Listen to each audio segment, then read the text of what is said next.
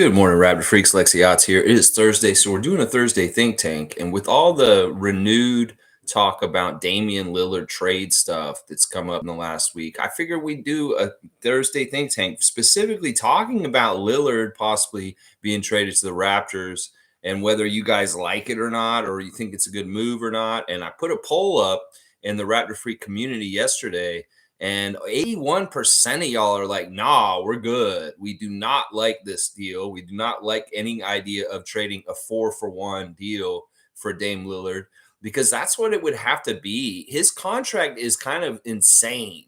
It is one of the biggest contracts in the league.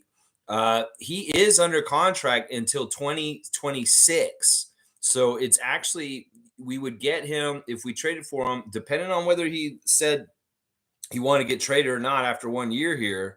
That could be a problem. Some people are worried about that, but he is currently under contract for this year, next year, and the next year, and has an option for the fourth year, a player option. So in some ways, he's under contract for 4 years under his current contract right now.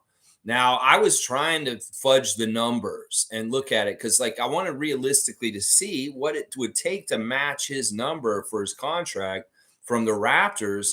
And there's only really one uh, combination of Raptor players that I'm kind of like, okay, if we did it this exact way, I'd be okay with doing this trade. But, the more and more I looked at this, the more I thought about it, I realized y'all are right. Yesterday I was saying, yeah, if we get Lillard, it'll make us a game changer. It'll make us a contender for sure. And I still believe that. But the price may be too steep. Seriously. Like the four guys I would put together to trade that way to Portland to get Lillard, where I would be kind of like okay with it, are OG. He has to kind of be involved in this trade no matter what. He really is the thing that Portland would want the most. And as far as money matching up with the 45 million that Dame Lillard makes, he has to be in there, and he's only like 15 million of it. He's not even. He's only like a third of the money. So it's still like you got to fill in the rest of that money. Now I was putting Dennis in this deal also, because in some ways, if we're getting Lillard, Dennis isn't as necessary for us at that point. And Dennis has a $12 million contract.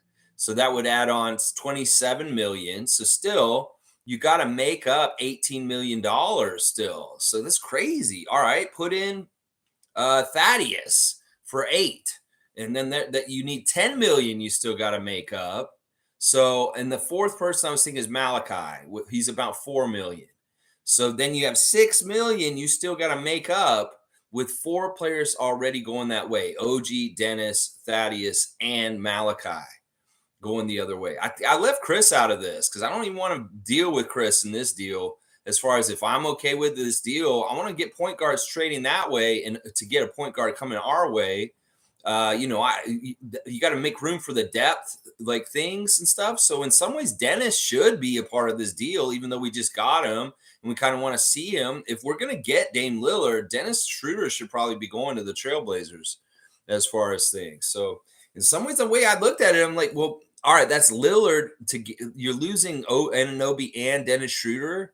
I don't know if that's worth it. I don't mind Thad and Malachi, whatever. Malachi can go back to the Pacific Northwest. It may be really good for him to be on the Trailblazers.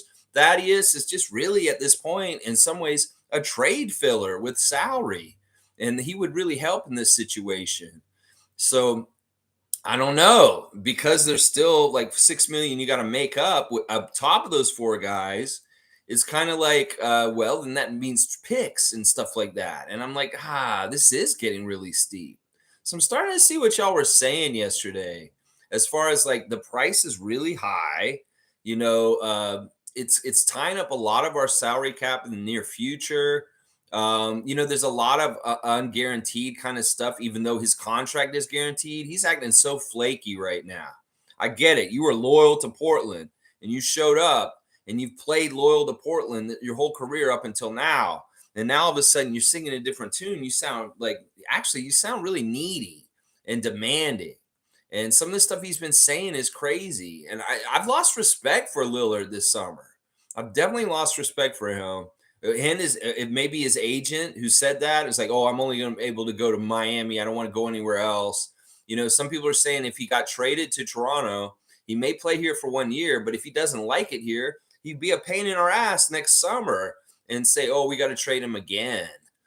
I don't know. The more I think about this, in some ways, y'all are right. We need to not even get involved with him because it just may cause problems. He's too shaky. In some ways, he's becoming more like James Harden or Kevin Durant, being a demanding prima donna that in some ways you just don't want him here. In some ways, a very healthy, badass player that I've looked up to and been like, you know what, he'd be awesome on our team is starting to look toxic to me. So I think y'all are winning me over. I may have been pro getting Lillard in recent days, but after looking at the salary cap stuff and what it would really realistically take, and then also thinking about really like in some ways he could be just as much of a pain in the ass to us if we get him. Like I don't want somebody to show up here and be kind of like, oh yeah, maybe I shouldn't have been here, and I want to leave after a year. He's got 3 years on this contract for sure, with a player option for a fourth year. The next move he goes to needs to be pretty important because these may be, I mean, obviously it's his last big contract, but also this may be like, honestly, really his last like good years in the league, these next 4 years. So, oh man, let me check and see what y'all are saying in the comments first thing this morning. Trevor J first in, Commissioner J. I got more of it, another package from Trevor in the mail yesterday. It's a nice trophy, and I'll figure out who can get this trophy. It's a red trophy with some gold around it. I'm looking at it right now. Trevor, keep sending. Commissioner J has prizes for our fantasy leagues and other contests. We're doing the in-season tournament, the Trevor J Challenge. Yeah, there's prizes here at my house. He keeps sending them.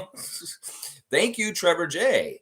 Fantastic stuff. And Meredith, I've sent your prize for winning the WNBA Fantasy League this summer. It's in the mail and it's on its way to Ottawa so that you will get your prize very soon. There's a surprise in there, a little bit extra that you didn't know you're getting that's coming towards you right now. It's going to be awesome. All right, Trevor's saying, good morning, Raptors family.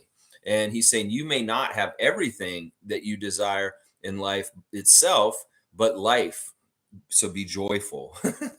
So he's saying, in some ways, you may not have everything you want in your life. There may be some lacking thing that you, in some ways, you should never compare yourself to other people and gauge your life against other people.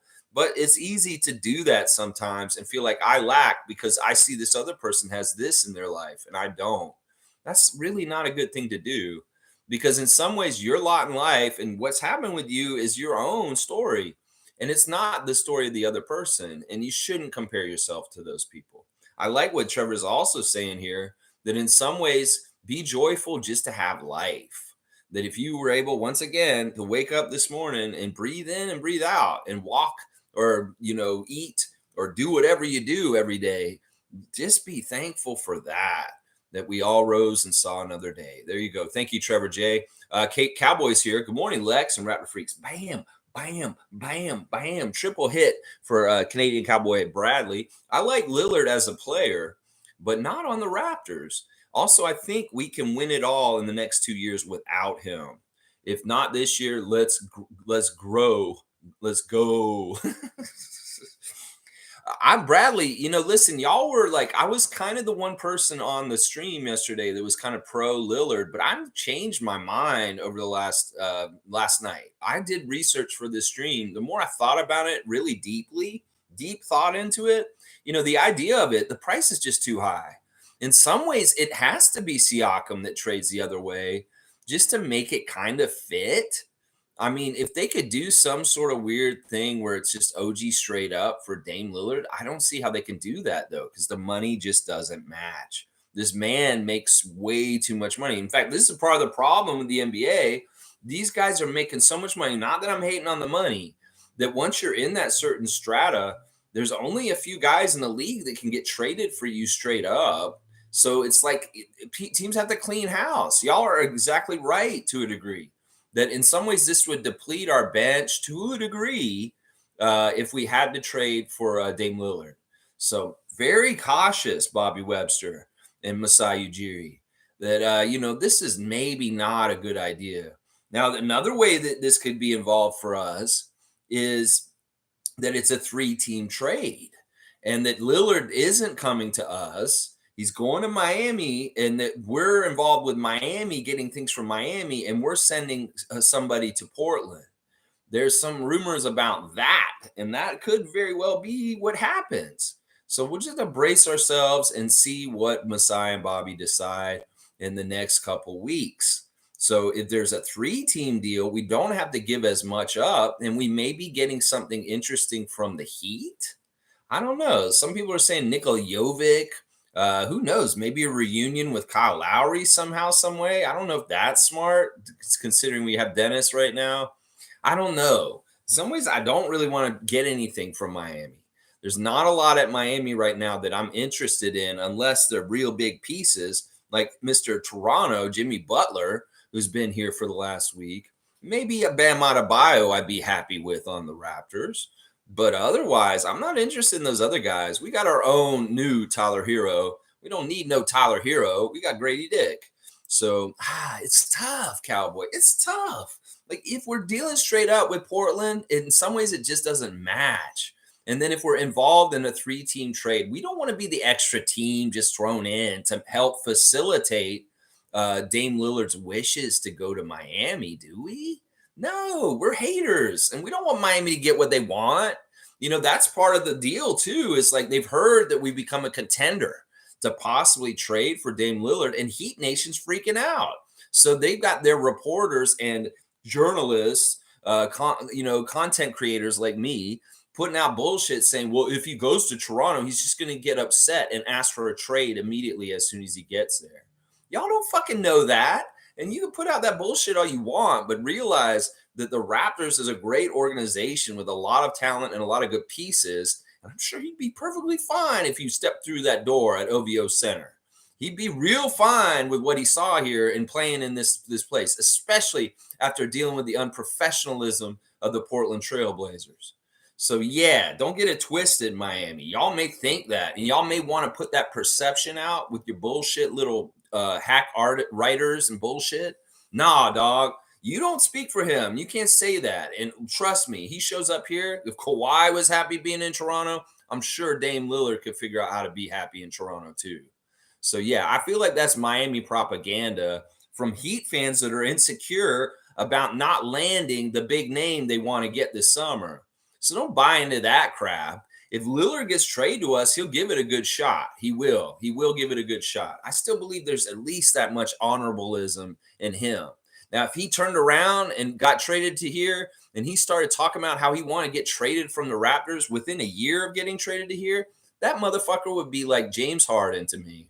That really would. I'd be like, okay, now Dame Lillard is just another version of James Harden going on here. He's going to just be upset, refuse not to play for people, and just pout and whine. Well, you're James Harden now, Dame Lillard. And you really want to be like James Harden? No, you don't. Don't sully a great NBA career with being a bastard right at the end of it in stupid prima donna ways. That's what I say about that. There you go. Naco the Nacho is here. I love what Cowboy's saying also. He's saying he thinks we can win without him anyway. That we're on that path anyway with young Scott Wayne and Precious and Coloco and Pascal and OG. We're on that way anyway. We don't need him just in case. We don't. I mean, he'd help. He definitely would help with certain factors. Clutch factor, big time shots. Really, really helping our offense. Really helping it. Trust me. He's a shot in the arm to our offense that's been pretty bad the last 2 years. That, let's talk about some of the pros. He would definitely help with that stuff. He would definitely be good for at least 4 or 5 wins for the season just because of his acumen in closing out games and being a big-time player and being a winner.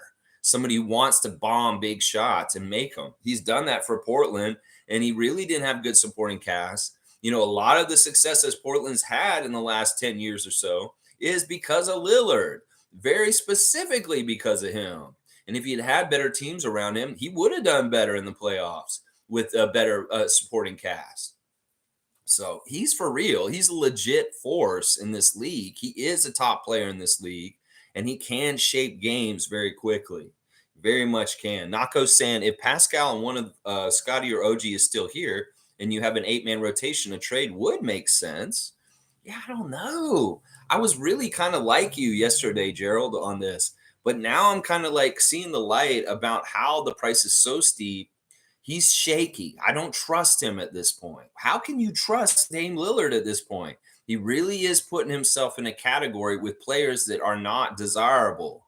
Kyrie Irving, James Harden. These guys have killed their markets by acting in this kind of way. Well, Lillard's doing it, and maybe it's not him. Maybe there's a bunch of bullshit out there, like Miami Heat fans, like I just described, trying to mess his career up by saying, oh, he can only come to Miami and putting that perception out, or his agent's doing that. That's not good. Your agent really didn't do you a favor when you said that I would only accept the trade to Miami. That really, really kind of screwed up your career to a degree, honestly, because the perception is that you're selfish. You're not a team player. The Portland fans are already turning on you. And the rest of the league is like, who? You think you're better than us? You can't be on our team? You know, like Raptor fans are kind of like that. Oh, you think you can't be on the Raptors? Laker fans are like, oh, you don't think you can be on the Lakers? You only want to play for Miami? Yeah, you kind of piss people off when you say stuff like that. And people are kind of like, yeah, why should you get what you want? Nobody thinks that you should get what you want necessarily. In some ways, people are rooting against you getting to Miami, honestly, because in some ways it'll show that you could be a little whiny bitch and get what you want at the end of it. And some people don't like that. They really, really don't like that. So Nako's saying if the price is not too steep, we still have a pretty good 8-man rotation. He would make the trade. I'm just saying, I don't know at this point. At this point, in some ways, it's better. It's kind of like last year with Durant. We were kind of like, well, we could get Durant, but it'll shake our team up right at the beginning of the season. It could cause all kinds of different issues. Maybe we should just pass and just stay par for the course where we're already heading towards. Because, it is a gamble. And this is very similar to that situation with Durant. And last year, we were all kind of like, nah, let's just pass. We're sick of this shit. We heard this noise all summer about Kevin in the Kevin sweepstakes out of Nets. And we're like, maybe we should do it. Maybe we shouldn't. Yeah. And in a lot of ways, I'm glad we passed on Kevin Durant because he did get hurt by the end of the year. And in some ways, he's fool's gold. He is fool's gold at this point. So, man, this is a very similar situation. Durant last year, Lillard this year. Trevor's saying, yes, I agree with you. I don't want to lose any of our players. We have the best group of guys right now. We do not need an outsider. Yeah, I don't know if calling him an outsider, I guess, and he would really shake up the power dynamic of our team because he's a leader. He's the number one. And in some ways, he would come in and take that spot right away. And in some ways, he has a more polished career and accolades than Siakam.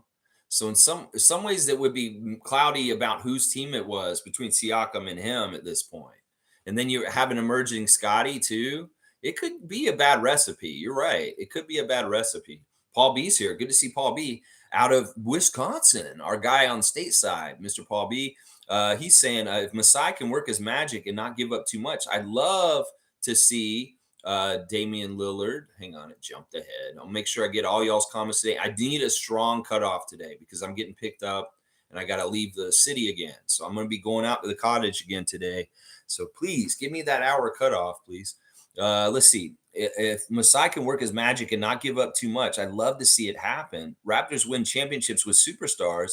Lillard would be around for multiple seasons. Don't touch Scotty, though. See, now that's another weird alternative with this is like, can they somehow sweeten the deal with Scotty? Once again, it's not worth trading Scotty on a rookie contract. Scott makes $8 million a year, just a little bit more than Thaddeus. And, he's on a bargain. So trading Scotty, you have to be stupid to trade Scotty right now. There's no way that he could be involved in this trade. And in some ways, Portland really wants him in this trade. So that may be a huge conflict. It's just like with Durant last year. Send Scotty to Brooklyn and we'll send you Durant. In some ways, we don't want to do this. We really don't want to do this. Now, I agree with Paul to an extent. It will make it easier for us to try and get back to the championship if Lillard is on our roster, even if we give up a lot. In some ways, it's kind of like The opposite of trading your guy and getting 4 players is you get one good consolidated player in that spot. And in some ways, that's a positive of trading for Lillard, is you're consolidating talent into one position. And in some ways, you got to go get extra guys to fill in your roster. This makes some of the Raptor fans happy because they like seeing new players come in. And some of the players we feel like we missed out on, there may be chance to circle back around and pick them up because we traded 4 guys for one, and all of a sudden we have 3 spots to fill. So, that's a benefit to it, I guess, is that in some ways, when you do that kind of trade, you're consolidating talent into one roster spot from 4 guys in some ways. But also at the same token, who knows what these new guys that you get to fill the other 3 spots are going to be like. Another thing that's very interesting about getting Lillard is no matter what, if they trade for Dame Lillard, we're paying into the salary cap. That we're going to be one of the tax people. We're going to be being on the tax. That'll be like the second or third time in the history of the Toronto Raptors franchise that we will have to be paying into the luxury tax. So that's another big part of the decision is means, these guys have to win because that means we're going to be paying into the luxury tax. And they don't necessarily want to do that if they don't have to, but they will if they have to win. But in some ways it's a detriment, the luxury tax part of it. So let's see. Cowboys saying, I don't want to lose OG. I trade Flynn for him. I wish you could trade a $4 million player for a $45 million player straight up. I wish you could. I wish you could. Top of Top saying, good morning, Lex. I don't want to lose OG, but I would trade him for Lillard because Dame can win you playoff series. That's ultimately what it comes down to. Yeah, this is very true. Dame can definitely win you playoff series. He was doing it single-handedly almost for the Trailblazers in his younger career. He's older. He's savvier. In some ways, he relies on his teammates better because he realizes he needs them to help him to win. And some of the concerns yesterday were that he's going to take too many shots and be a ball hog, but that's not true. That's not what his game is. He's very much a good team player. And there is an assist aspect to him that won't be selfish, that will actually be very beneficial for people like Scotty and Pascal. So there are good sides to having him on our team. There really, really are. And Top of Top's hit one right there. You'll win a playoff series with him around because he's got that. He's like that. If we need a big gun that's going to need to hit a big shot at the end of the game, this man will do this. That's what we need to realize and remember. That may be his biggest strength. And in some ways, that badge on NBA 2K24, that clutch badge, that big time shot badge, that logo 3 range badge, those are all very attractive. In some ways, he's the closest thing to Steph Curry in the league after Steph Curry. So, yeah, Top of Top's got a good point. Seymour Pape is saying, top of the day to ya. Top of the day to ya, matey. Yes. All future looking bright, folks. Rely on Masai. See, Seymour doesn't care. In some ways, he's giving it up to the Masai to take care of this, and we're going to be all right either way, whatever he decides. I like this attitude. In some ways, some fans want to control too much. They get in their own ego and they're like, oh, they need to do this. If they don't do this, I'm going to be so upset. And then they have pissy fits when the general manager of the Raptor doesn't do what they want. I'm like, why are you getting upset? Dude, come on. Nah, we're along for the ride. We're the popcorn section. We're the peanut gallery. We sit and we watch. We're the fans.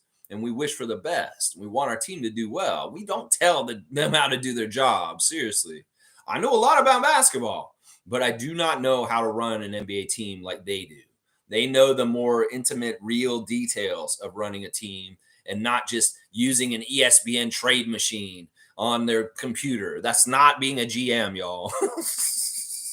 That's not being a GM. So rely on Masai, just like Sheriff Seymour Pape saying.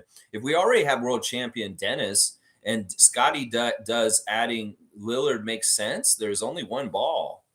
Yeah, I mean, I worry about this too sometimes, but once again, Lillard is not like a selfish ball hog. He's a team player, and he picks his spots. I've seen many, many games where he doesn't score a lot for them. In fact, he goes in the woodworks and he lets his teammates kind of carry the team. You got to realize also he's getting up in age, and he doesn't want to do all the heavy lifting 24/7. So, he's going to want Scotty and Pascal to take over and be the man on certain nights. Now, is he great insurance to have around, like Top of Top said, when the game is close and you need some quick threes to get back on top and have a good lead? Yeah, that's what I'm saying. So there is a certain time when there can be Dame time. And then, there'll be Scotty time, there'll be Pascal time. And I don't see this as being a problem or a conflict or a negative about him. I'm not worried about him sharing the ball or taking away from the other guys. In fact, he will help those other guys by being such a great target to the defense to want to have to take care of that he's going to open things up for Scott and Pascal. They're more likely to go and try and double and triple Dame Lillard. And then, boom, all of a sudden, Siakam and Scotty Barnes are just having feasts, feeling good, getting easy shots because they have to cover Lillard so closely. So, G saying OG didn't play in the chip run, but Kawhi is a two-way player, an all-defensive player. Dame is not. Yes, others defend on the team, but OG is the most versatile defender in the league. G, thank you for your comment. I mean, this is something you kind of echoed yesterday, and I get it. I get it. In some ways, this is so true. Kawhi may be the best two-way player in the history of the NBA in the modern era, like recently. In some ways, he really is. He's so good on defense, and he is absolutely unstoppable on offense. If he's healthy and he's able to play, that's Kawhi. This is true. Dame Lillard's defense is suspect compared to a lot of the guys on our team. But in a lot of ways, our team's so defensive built that he would be covered up so much better than by the Portland team he's currently on. And this is part of the reason why he would like playing with us, is because he'd have guys who have his back defensively. In some ways, you're right. He's not totally a two-way player, but he is a Hall of Fame style player, all-star, and a very sound vet who's been around forever. It's not his first rodeo. So he does know how to guard. Maybe not the most showy or known defender, but he's not going to hurt you either. He's going to, in some ways, he'll be smart. And if he sees the intensity of his teammates is pretty high and they're giving good effort, he's not going to be the weak link.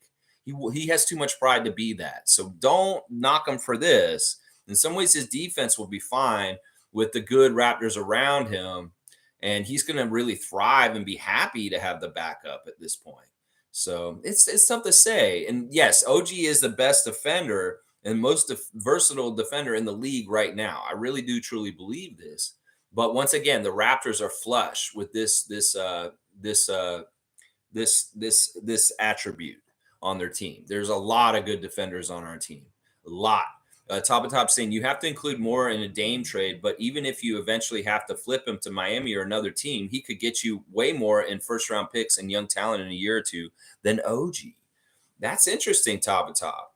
That's one thing. If he is unhappy, we do get him and we trade him here, and he is unhappy at some point. Well, this likely the haul getting from him going away is going to be pretty good.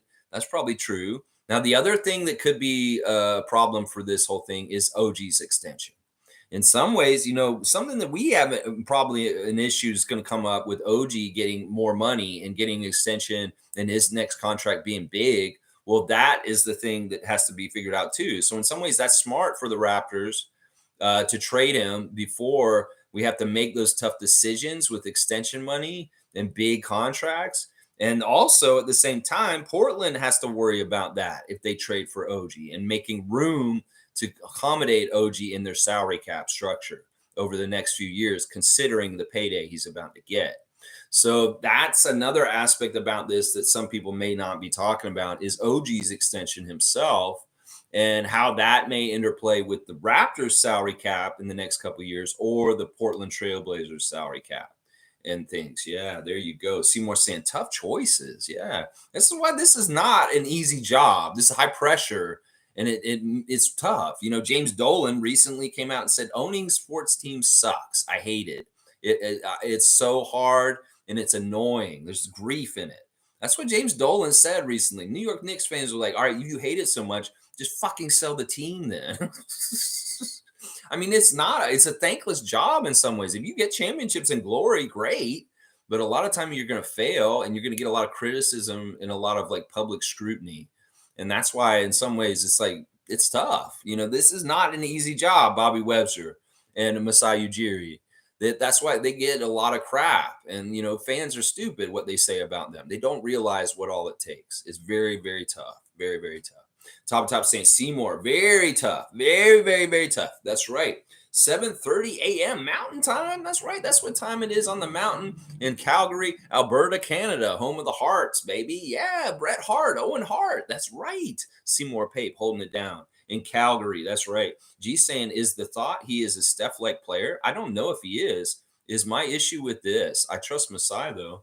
He is a Steph-like player. Yes, he is. How do you not see that he is? He has that deep range. First of all, there's only like 5 guys in the league that can shoot consistently from near the half court.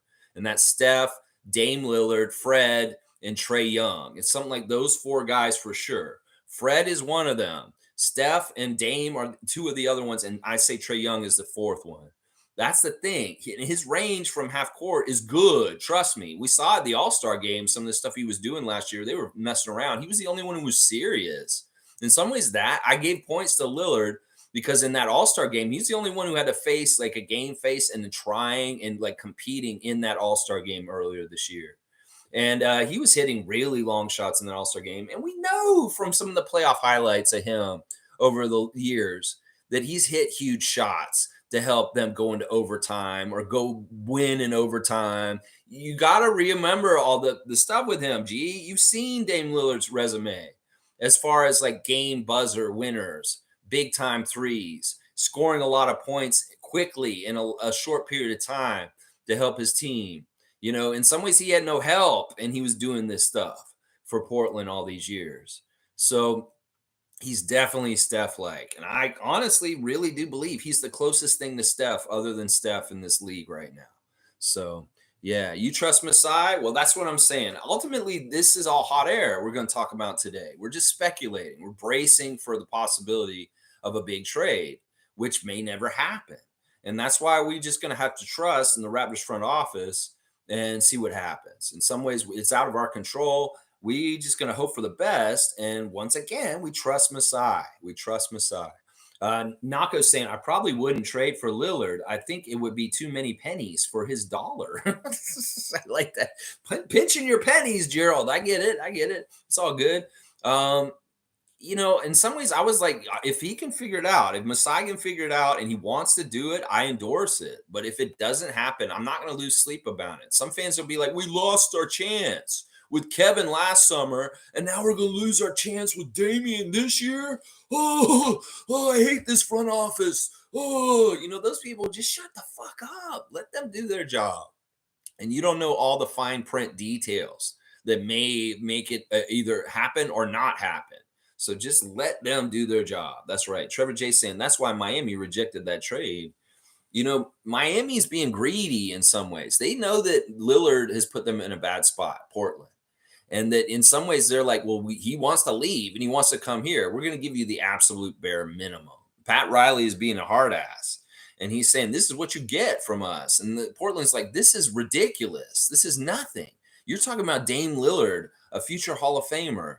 And you want to give us this pile of crap? And Pat Riley's like, yeah, see if you can go get something better. And otherwise, just don't talk to me.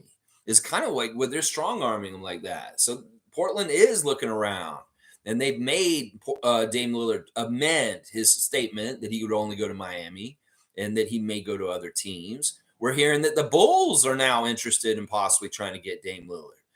Oklahoma City Thunder looking at packaging some of the young guys and sending them out to Portland for Dame Lillard. There's a couple new teams that have added their names into the rumor mill, along with Toronto and or Miami, New Orleans, a couple teams. There's a couple teams there. Yeah. Blackhawks here. Good to see you, Neil. I don't have a problem with a 4-for-1 deal. What I take issue with is our bench has not been proven yet. We have Darko putting his stamp on the team, and we need to see that work.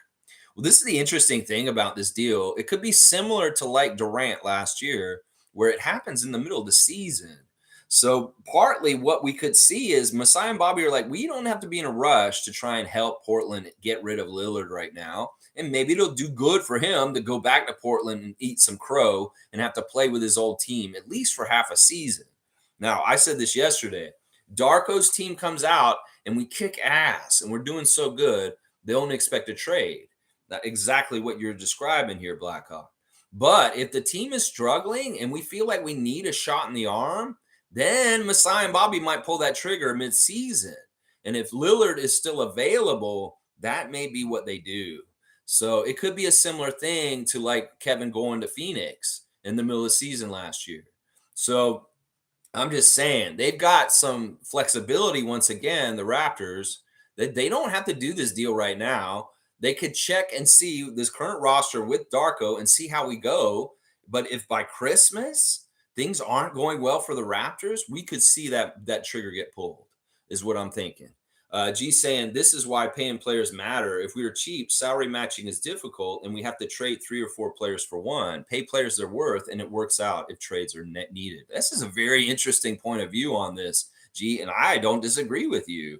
It's a very interesting way of putting it. It's like pay the guys what they deserve, because then in some ways you have more flexibility in trading guys down the road.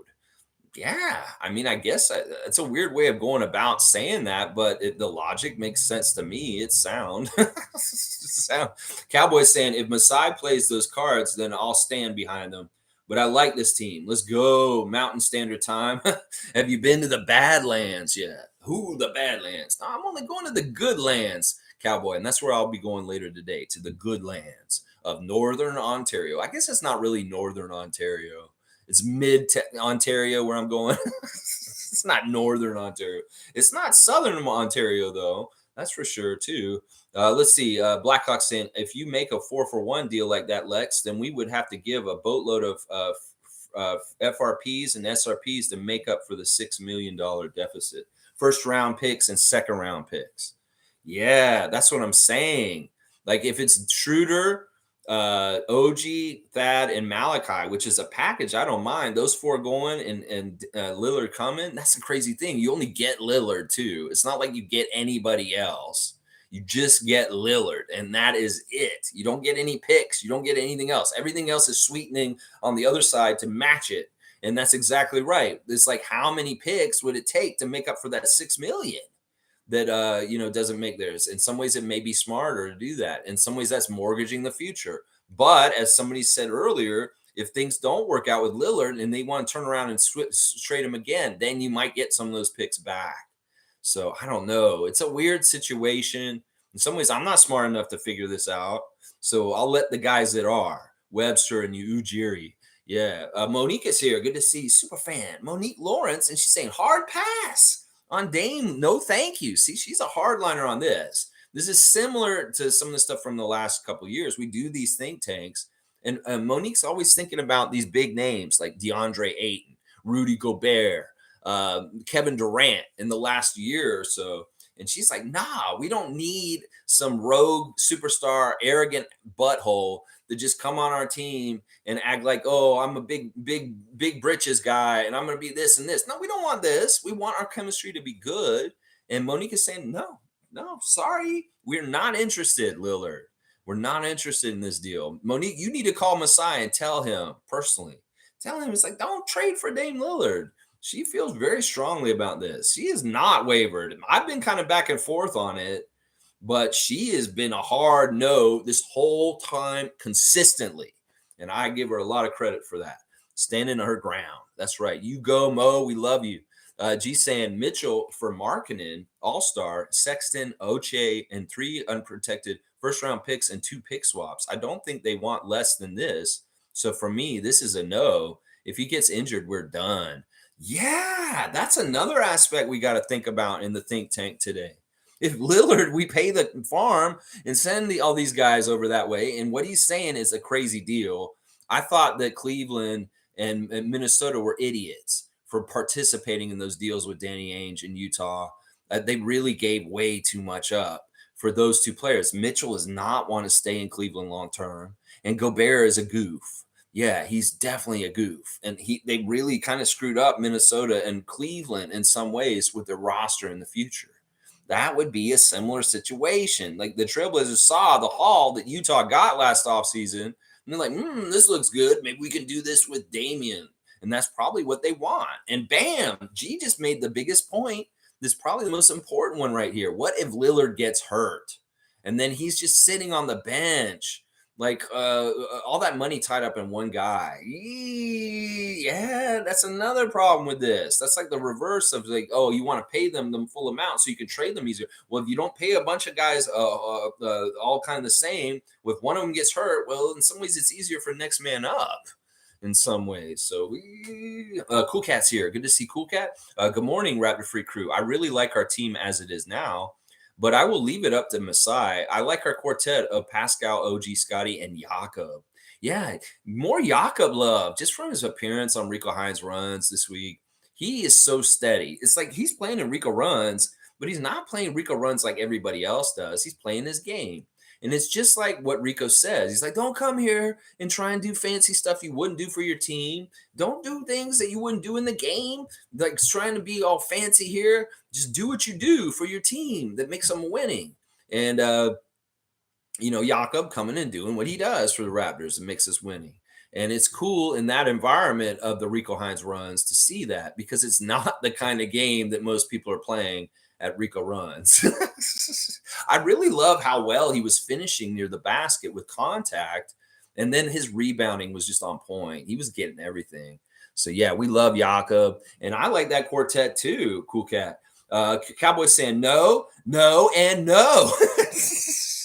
I think he's saying no to the Lillard trade. Let's go Raptors. I love this team that Masai built this offseason. Let's grow Raptors. Yeah, we said goodbye to Fred, but we say hello to Dennis. And let's see Dennis come out there. In some ways, it's like we got our point guard, Lillard. I'm sorry. We got our new dude. He's an MVP. He's the world champion.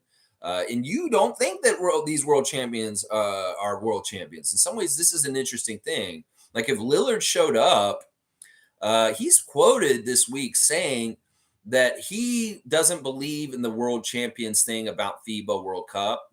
Yeah, he's one of these guys. He thinks that the NBA champion would beat the FIBA World Cup champion no matter what. He's wrong. See, this is another reason why I'm a little worried about Lillard is because his judgment right now is really poor. He's saying things that are kind of messed up. He's saying, okay, if you took the NBA champion and you went on tour and you played all the champions around the world in the Italian league, Spanish league, the German national team, the NBA champion would beat these teams. Well, that's not for sure. That may have been true in the decades before, but the game really is catching up globally. And you can't say that with utmost confidence like you could 10 years ago. That's not true anymore, Lillard. And that's one thing you're gonna find out. Like, seriously, you put the Nuggets on the schedule against the top teams around the world, the other champions, you may be surprised how many times they lose to some of those teams. So even in that, Lillard showing up and saying, oh, I don't respect the German world champions right now. And he's going to be teammates with Dennis Schroeder because his comment is disrespectful to the accomplishment that the German team just got.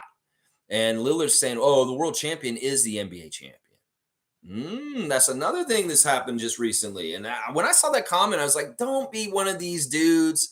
Honestly, in some ways, it makes me think that these guys are Americans that just put blinders of patriotism around their country. And I don't like those kind of attitudes on our team. Very patriotic American people, I don't want around the Raptors. I really, really don't, because they'll sell us out like that. And they're not international minded. They're American minded and very much America first, me, me, me. And we don't need that around our team. That has been a problem for the Raptors around our team for our whole existence. And some of it is going to happen naturally no matter what, because we have top American players on our team and in certain ways, but also some ways, if there's somebody like Alvin Williams or something like that, honorary Canadians, that's better. Seriously. Because American exceptionalism and programming of the propaganda that Americans get in school, I know, I grew up in Florida. It brainwashes them to think that, oh, America's just the greatest at everything. When I'm going to tell y'all right now, y'all are not very good at a lot of things right now. You really aren't. You're not a world leader like you used to be. You think you are. Russia's downfall too. They're not a world leader anymore either. They're kind of China's bitch at this point, Russia. So, all right, let's keep going. I don't know why I said that just now, but it's true. Russia's China's bitch right now. Let's see. Blackhawk saying, yes, Lillard is loyal to Portland, and he was paid King's treasury for it. He will not lose a penny being traded. Portland can make a deal, just not with us. There you go. It's somebody else's problem. In some ways, he didn't mark us as a destination. Why would we be trying so hard to get him, paying such a high price? Yeah, in some ways, it's a pass. There's nothing mandatory about doing anything that has to do with Damian Lillard for the Raptors. So, hey, you know what? Neil saying pass. Okay. Okay. Fiercely saying happy Thursday, fam. Lex just answered the poll. Make that 82%. So she just added to help against Dame Lillard coming here. You had a good point yesterday. He is hungry for a ring, but he's getting older. Weird media demeanor, too many big pieces to lose. There you go. Fiercely kind of getting a little bulletin point of why in some ways. Let me just go through them real quick. Hungry for a ring is a positive. This is definitely something. The time's running out. He knows that there's only a few more years in his NBA career to an extent, and he needs to go now. And that's part of the reason why he's so wanting to leave Portland right now, because he knows that clock is ticking. So, yeah, the hungry for a ring is definitely a pro thing about the whole thing, because he does have an axe to grind and something that he wants to prove that he can win a championship. But he is getting older. But in some ways, his game is a weird game like Steph Curry's. Whereas these guys can do things still at an older age, even a step slower, because the mind is so smart and they've had such accumulated knowledge of the NBA and the players in it that in some ways that makes up for things. It's like that's why Kyle Lowry can stay in the league longer. He may be not as good or fast as he was 5 years ago, but he knows the players. He understands things. And he plays smart. He plays smarter, not harder. And in some ways, Lillard plays smarter, not harder in some ways also. So the old thing is not as much of a problem, and especially with him for some reason. For some reason, I don't see him dropping off in the next 3 years. I think he's still going to be very good and at the level he's been playing at. I don't like that's the one thing you got to worry about with an older player is where are they going to drop off and start having less production and not be playing as at the highest level that they are right now. And in some ways, Lillard, like Curry, is kind of like vintage, and they don't get worse in some ways. They just get smarter because they're cerebral players, and they're shooters. They're very, very good. So if they just know how to get open and they know all the different ways, they're fine. So in some ways, I don't worry about the age thing with Lillard as much as I might with a big man. Big man's more worrisome in some ways with age, but also a small guy can be worrisome with speed. So a weird media demeanor. Yes, this is a problem. And this is maybe one of my biggest red flags at this point, Fiercey, is he's saying stupid shit to the press a lot right now. A lot of dumb things. And in some ways, he's showing an unintelligence, like that he's not very smart. Like that whole fiasco about him saying, I will only go to Miami, that really backfired in a major way. It backfired as far as his perception around the league with NBA fans. It backfired as far as like the slapback from the front office and Adam Silver. And it just backfired as far as like, what is wrong with you, dude? Like seriously. And like I said, he's saying some weird shit a lot these days. In some ways, he's worried about his music career too much. He's like, come and see my new video. I'll watch it tomorrow. Yeah. And then too many big pieces to lose. If there's only one big piece, one medium piece, and a couple of small pieces, Blackhawk saying GM Lex and the Raptor Freaks. Bam. Yeah, not me, man. I just do what I do. I'm not even wanting to be a media personality or somebody that's on TV for real. I'm a fan. I'm a fan, and I love hanging out with the Raptor Freaks and just being a fan. I never really wanted to be, on TSN or Sportsnet. That's not why I'm doing this. I really am not interested in that kind of stuff because I know if I went there, I'd be a corporate sellout. And I ain't going to be no corporate sellout. No, I got my own thing, and I don't need their money. I don't need their occupation or their job. I'm doing what I'm doing on my own terms. And if I went to Rogers or TSN, they tell me how to do my job, and I'm not about that. No, I'm not. Isaac Campbell saying, let Chicago have him and be gutted. Not even two-way player. Not even a two-way player. Doesn't play defense. I don't know. I mean, he's not known for it. I think he's fine, but he's not a plus defender, but he's not totally a detriment defender. I don't know. In some ways, maybe I should watch him a little closely and see if he's the one who's messing up on the defensive rotations. I don't know.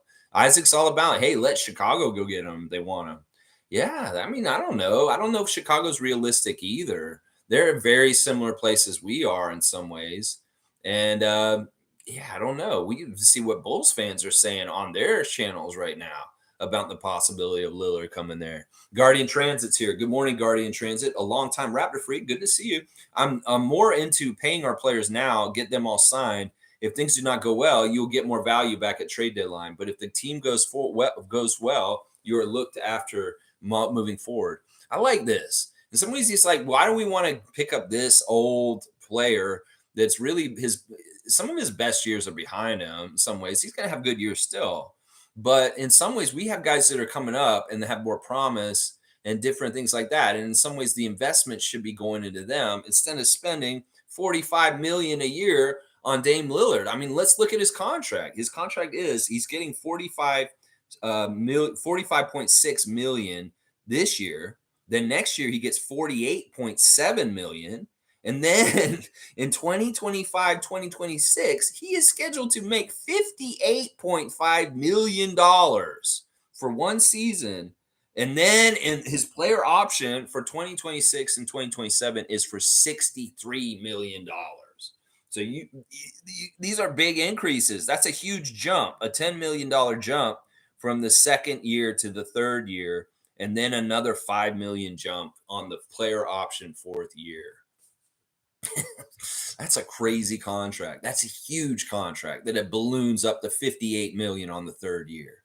Crazy. All right, let's keep going. Cool Cat saying Portland would want young picks, and his contract is very high. Yeah. Quick Takes is here. Good morning, Raptor freaks and Lex. Not gonna happen. He doesn't think that the Lillard trade will happen for us. So, man, woo! Monique, we can breathe easy now. Quick Takes saying it's just not gonna happen. I don't know. It could. G saying I would rather Healed at this point. 43% three-point shooter with the most points made in the league last year. This is interesting because we just got word that contract talks with the Indiana Pacers and Buddy Hield have stalled. And now they're looking to move him, which is very, very weird. He is a very good player. You're right. And he is somebody I would totally welcome coming to the Raptors. Let me go look at his contract situation and see what exactly is going on with him. Okay, he's on his last year of his contract. He's set to make $19 million this year. Who on our team matches that at $19 million? It would be like trading OG straight up for Buddy Hield. I don't know if I do that. Jakob makes exactly the same as Buddy Hield. Yeah, I don't know if I would do that. He's a good shooter, don't get me wrong. But in some ways, we've got Gary and Grady now. And, I don't know if Buddy Hield is absolutely necessary for the Raptors. In some ways, you guys concerns about defense. Well, this guy I'd be more worried about defense in some ways than Damian Lillard. Like Buddy Hield is not known for defense in any kind of way. So this is interesting, though. Buddy Hield becoming available and on the trade market all of a sudden is an interesting idea. But I don't know if he's a fit for us. And I don't know if it's worth helping the Pacers out with their situation. Blackhawk saying we need to be 10 to 12 deep to entertain big trades. I feel like we are, though. I really do feel like we are right now. I know the proof was not in the pudding last year, Neil, or the year before. Our benches looked anemic and really, really weak and bad the last couple of years. But once again, I'm going to blame that coach that left last year, the guy that we fired this summer, because in a lot of ways, he was the gatekeeper on the bench, and that it wasn't the roster build that was bad. It was him managing the roster. So it's tough. I would say we're 10 to 12 deep. I mean, you could look at our roster and say, Koloko, you get around Koloko and Otto Porter Jr. and Jalen McDaniels, that's like around 10 or 12. Seriously, Thaddeus is like the 13th man at this point. Garrett Temple. There is some depth there. You got to add in Grady Dick, too. And, it's interesting. We're a lot deeper right now in some ways. So I do feel like that we meet the stipulation you have right here to be 10 or 12 deep to entertain a big deal. Let's see. Isaac saying Kawhi was a fun guy that defended as much as he was an offensive threat. Not the same. This is for sure. But we're getting different aspects. In some ways, Kawhi was the perfect player because you had a crazy, incredible defense. You had the unstoppable offense. The clutch factor was there, obviously, also. And Dame Lillard has that clutch factor, that's for sure. But he won't have that defensive prowess that Kawhi had, for sure. I mean, I get it. This isn't the same kind of move as making a Kawhi deal for DeMar. That in some ways, Damian Lillard won't be able to possibly do the powerful things that Kawhi Leonard did in his 1 year with the Raptors. But I get that. But I don't know. Maybe this team isn't good enough around Dame Lillard to get the championship, just like that team was so good around Kawhi in 2019. I don't know. This is tough.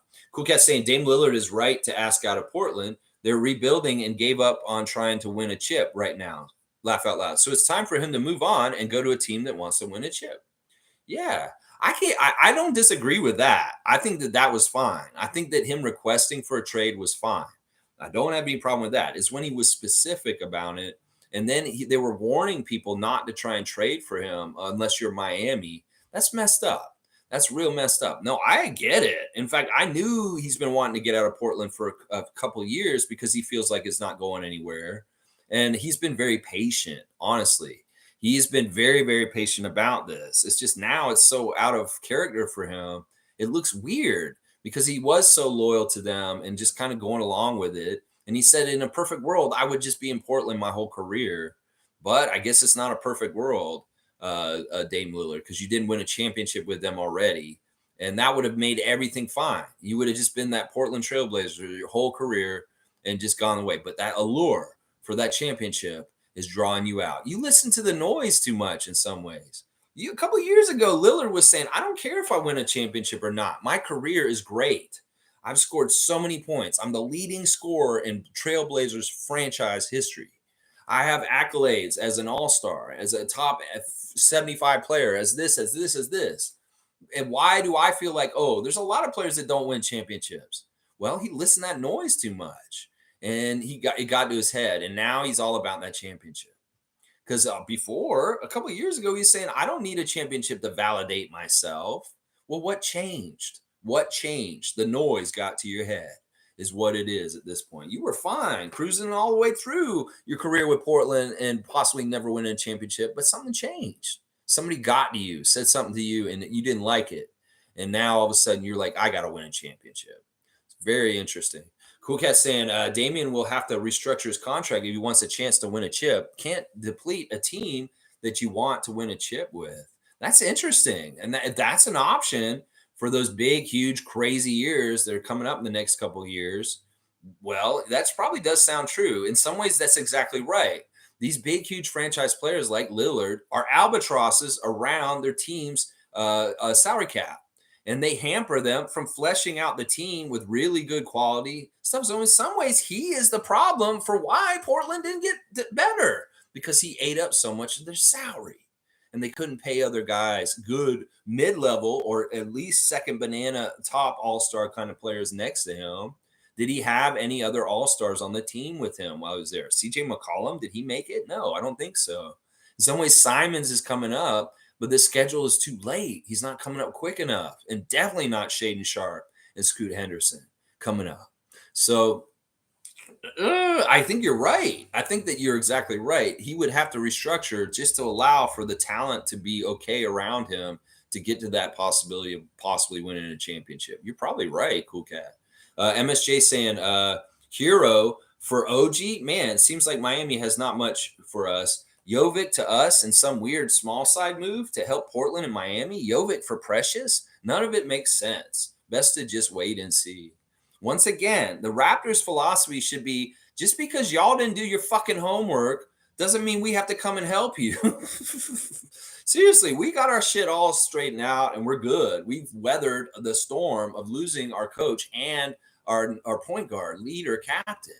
And we've got a new team that's reloaded and ready. We've done our work this summer. In some ways, we don't need to go help other teams that have dumpster fires and help them out. There's no obligation for us to do that.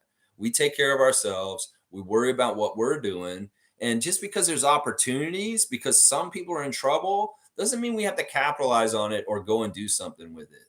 So, yeah, I don't like any of that either, Chris. That all sounds like garbage. I do not want Tyler Hero. Jovic, I got it. He's like up and coming. He looks pretty good, but he also looked like a little bitch in the game when Canada played against them. So yeah, in some ways, I'm like, I don't want anything from Miami unless it's an old head, and they're coming here on a low contract, like Jimmy or Kyle or Bam or something like that. I don't want any of that stuff from Miami. Really, we don't need to be a third team in a trade with Miami and Portland. Why? Don't do it. And Masai and Bobby, unless you see something really cool about doing it and it's a smart idea, but otherwise, just stay out. There's no reason to be involved. Cowboys saying, I hope we bump the brakes on trades and watch this team destroy the NBA without Lillard. And he's praying and bumping. Yeah, there you go, Cowboy. Hey, listen, we all have dreams and things we want. And hopefully we just win a championship. Toronto Raptors, NBA champions 2024. Toronto Raptors, NBA champions 2024. That's right. Fiercely saying Miami's bigger pieces are Butler, Adebayo when he shows up, and Hero. The Raptors have matching pieces and then some, so we don't need them. Yeah. Yeah, I'm not interested in those guys unless it's Jimmy Butler. If he can just be on our team because he loves Toronto all of a sudden, he just wants to be on our team and, it could work out, hey. But I know that it's probably a big piece that we'd have to trade back. Top of Top saying the best rumored trade I've seen for Dame is Hawks receive Pascal, Gary, and Malachi. Toronto receives Dame, Bogdan, and Nasir Little. And the Blazers receive Hunter, Thad, Bufkin, and Griffin. So we're giving up a lot there. We're giving up Pascal, Gary, Malachi, and Thad. And we get Dame Lillard, Bogdan Bogdanovich, and Nasir Little. I don't like this trade. Well, partly because this does make us a worse defensive team for sure. This really does. I know Bogdanovich had amazing defense for Serbia at World Cup, but he's not a good defender in the NBA overall. Nasir Little's an interesting young player. I don't totally hate. He's got some value, but in some ways, it's like a lot going out. I mean, you're talking about we're losing Pascal and Gary. I don't care about Thad and Malachi, though. I don't know. That's an interesting deal, top of top. That's an interesting deal. I still wouldn't do it. I don't want Bogdan. I really don't. And in some ways, that would really change our team. And I don't know if these guys, I don't like this deal. I don't like this deal. Yeah. Because the Hawks would get Siakam. And even though we got Dame, why would, yeah, I don't know about this. Portland would get Hunter, DeAndre Hunter, Thad Young, Kobe Bufkin, and AJ Griffin. I don't think Atlanta would do this, would they? I don't know. This is such a weird trade. I don't really like who we're getting. I like Lillard. Lillard's fine, and Bogdan. I don't know. I don't like it. I don't like it. Cowboys saying I like Grady more than Lillard. See, Cowboy likes our young rookie Grady Dick more than he likes Damian Lillard. A team like Minnesota could afford him with all their big contracts if Portland wanted Cat and they were willing to part with him. Those contracts work. Our salaries are relatively low this year. Yeah, yeah. Maybe they want to trade Gobert for Damian Lillard. I don't think Portland would do that. Maybe not. Good morning, Wayne. Fiercely saying, I don't follow the Blazers that much, but I do remember last season they started off extremely hot and were predicted to be amongst the top of the East Western Conference. Then it all crumbled. Not sure why. Well, there's a couple of problems in Portland. They really do have a toxic work environment there. The front office has been full of shit and really bad. Like there was sexual harassment problems there also, just like in Phoenix. And there's a lot of issues. There's like the owner who left, they kind of kicked them out, was kind of a messed up person, the person that hired Chauncey Billups. And there's a lot of dysfunction and weirdness on under the surface there. There's not like good people running it. Let's just put it that way. So in some ways, the Blazers, their problems are from their front office, being like not good character people, basically. Let's see. Quick Take saying Lillard is not like the other guys. He's just tired of the BS in Portland. So that's what I'm worried about, though. Quick Takes is like if we trade for him and he doesn't like it in Toronto all of a sudden, is he going to be like singing the same tune next off season, or will he give it more of a shot on the contract that he's guaranteed with the team he's on? That's what I'm saying. I don't want to see him demanding trades off. And I could see like normally he's not like those other guys, But when you're desperate and you're getting near the end of your career, you change your personality just a little bit. And he could be more like Harden and Kyrie Irving in those kind of ways by the end of his career. He's shown a little bit of it this summer. So, but I get it. He really isn't like those guys. I get it. He's not as dysfunctional and toxic as James Harden, for sure. But he's showing James Harden tendencies right now a little bit. And if he's going to whine and complain about being on his next team, if he gets traded this year and he doesn't get traded to Miami and he's on another team and he's like complaining about wanting to be traded from that team next summer, yeah, that's what I'm talking about right there. G saying top in that trade, Atlanta wins. Okay, let's see. Atlanta wins. Yeah, because they get Siakam, and I don't like that. We don't want that. We don't want them to get Siakam for sure. Okay, thanks for the cutoffs, guys. Hang on. Where is it? Where is it here? Hang on. Ah, man, you guys really got a good amount of comments in here. I'll make sure I get to all of them, guys. So, all right. G saying top of top in that trade, Atlanta wins. They get Pascal, Trey, and DeJounte. They need to give up one of their big stars too to make it fair, in my opinions. Not that I want that trade, but it seems very pro Hawks. Yeah, it probably was made up by the Hawks, maybe made up by Shams and his sister. Yeah, I don't like that deal either. Like it very much favors the Hawks get everything they want to a degree in that deal, and in some ways that it seems like that's what it is. Cowboys saying leave those old superstars for those the other teams. The Raptors are growing their own. Watch, let's grow and go Raptors. Yeah, Cowboy always a good cheerleader for the team. Very positive, always thinking positive for the team. Wayne saying our front office will do a deal if it makes sense. We already know that. However, Damian is in one of his latest videos shows he's surrounded by clowns and not critical thinkers. Having homies around no good. Yeah, you got to worry about this, especially in today's NBA. John Morant, hello. It does matter who you have around you in your entourage. Some people have a small, tight circle of very trusted people that are not going to cause problems for them. Yeah, that's good. You want somebody like everybody's uncle, Ibrahim, for Chris Boucher. You want good people around your players. And if Lillard's got knuckleheads around him, yeah, I'm worried about that. You don't want these entourage people being a problem, Uncle Dennis. Yeah. Guardian Transit saying, remember, teams today need to be in the tax to field a championship team. Sometimes you have to do this to remain competitive. I'm not afraid of going in the tax. And if they make that decision, I'll applaud it because it does signal that we are trying to win a championship. So I don't think they're afraid to do this either. Messiah said the purse strings are open. Larry Tenenbaum will support the Raptors trying to win more championships. And he won't be a tightwad and say, oh, no, we're not going to spend any more money. He will open up those purse strings. So it's just about timing. And that will signal to Raptors fans, okay, we're going for it if we see them get into the luxury tax. So Quick Take saying, if Dame said he wanted to be here, I'd be all for it.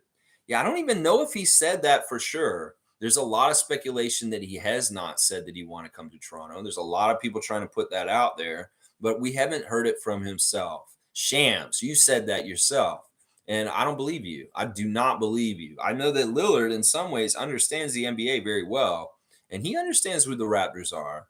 He understands who the Raptors are. He respects the Raptors. Trust me, he does. MSJ saying, I always stare at people I know who go off on tirades about how Masai doesn't know what he's doing. Stare and wonder, is this person serious? As a fan, we should complain and cheer. That's it. Yeah. Yeah, that's it. Seriously. I mean, listen, the Masai hate is manufactured in some ways, just like hate for Joe Biden or Justin Trudeau. In some ways, there's forces out there that want you to hate these people, and they shape opinion and they say stuff that's kind of like makes you incensed or something like that. It's very much media campaigns to smear these people. And there are people out there trying to smear the front office of the Raptors in some ways. It could very well be Ted Rogers III, who doesn't think Masai deserves the money he gets paid right now. And in sneaky ways through his multimedia company that he is putting out bullshit, whether it's little op-ed pieces by Sportsnet writer or whatever bullshit out there. He could even have burner accounts out there or bots that are coming on to Twitter and putting out anti-Masai and Bobby kind of propaganda in tweets. So there's a lot of weird things in this world today. There's a lot of fake shit. There's not a lot of authenticity. And in some ways, we need to hug and lean into authenticity, stuff like my channel, and get away from that fake AI bullshit. There's a lot of manufactured bullshit that is just not real. It's really made up stuff. This noise to try and shape opinion because they like it may not even be a real person that's sending this up. Messiah needs to be fired right now. You'll see these tweets on Twitter, and you'll be like, "Who the fuck are these people?" And then you do a little bit of investigating, and they're like, "This looks like a paid for Russian bot account or something like that." Seriously, that's how bad it is. And so when you think about your perception of things and how you think about things, make sure you're not being shaped by nefarious forces like what I just described. Seriously. Stargate's giving a thumbs up to G. Quick Takes is saying exactly. Toronto would hide his defensive deficiencies. That's right. They could funnel stuff to the paint, and Koloko and Jakob or Precious or Scotty. These guys can help back him up. This was something, Fred was not the best defender in some ways, keeping up with people. Well, we made up for a lot of his not being able to keep up with people by doing exactly what we do here. Yeah, Quick Takes is saying. Wayne's saying having Lillard brings us immediate hopes for a championship with a solid core, no doubt. But our current team is on its way to multiple championship runs. Realistically, question is pathetic, or question is patience. Sorry, I misread that. Yeah, it's really just being patient. Some fans want to do the fast track. Well, Lillard would kind of be the fast track, but in some ways, we're on our way to our destination anyway, and we don't need the shortcut. And I like that statement by Wayne. Cowboys saying, let Nick Nurse have him. Let Nick Nurse have him. Yeah, that's hilarious. Yeah, they're talking about Trevor posted the Nick Nurse talking about in Patrick Beverley's pod why he chose the Sixers. He's crazy. He said it was the best fit, and he just always wanted the chance to coach with Joel and not against him. He's just sick of scheming against him, and now he gets to use him as a weapon. Well, good luck with that. Good luck with 70 games and 40 minutes a game for Joel. Good luck with that. Dana's saying, good morning, everyone. It's so noisy here. I'm having my ducts clean. Well, they call me all the time. They're like, do you need air duct cleaning? They get to you finally? Dana got that call. Hello? Air duct cleaning? Yes, I need you right now. Get over. Yeah, thank you for calling me at the time when I actually needed you. Instead of just calling me out random times all day and all week. Different times. Air duct cleaning. Do you need your ducts cleaned?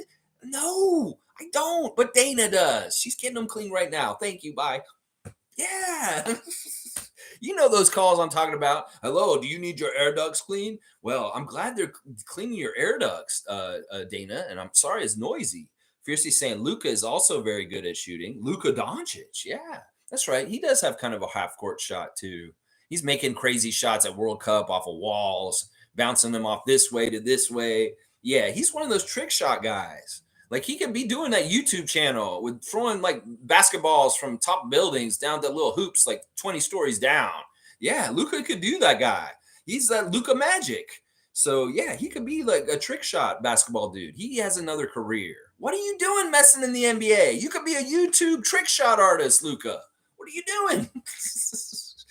Cowboys saying, "Oh, Dana, I hope they're doing a good job. I would have gave you the family discount on the ducks. We do that also. Hope it's not the $99 guys. Yuck."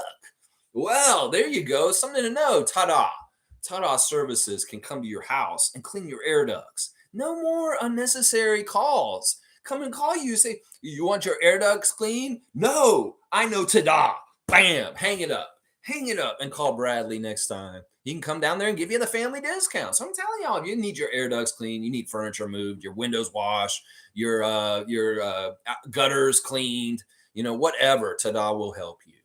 Look them up on social media and places online. Tada Services in the greater Toronto area.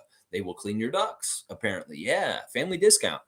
Cowboys also saying, sorry, Lex, the Badlands are in Alberta. I was asking Seymour. Have a great day, Lex, and Raptors Freaks. Yes, I knew that, actually. I knew what you were referring to out there in the prairie country, the Badlands. That's right. Yeah, it's not like a Mad Max world out there yet, is it? Seymour, let me know. Look out your window and see if you see Mad Max Fury Road going on out there in the Badlands. Yeah.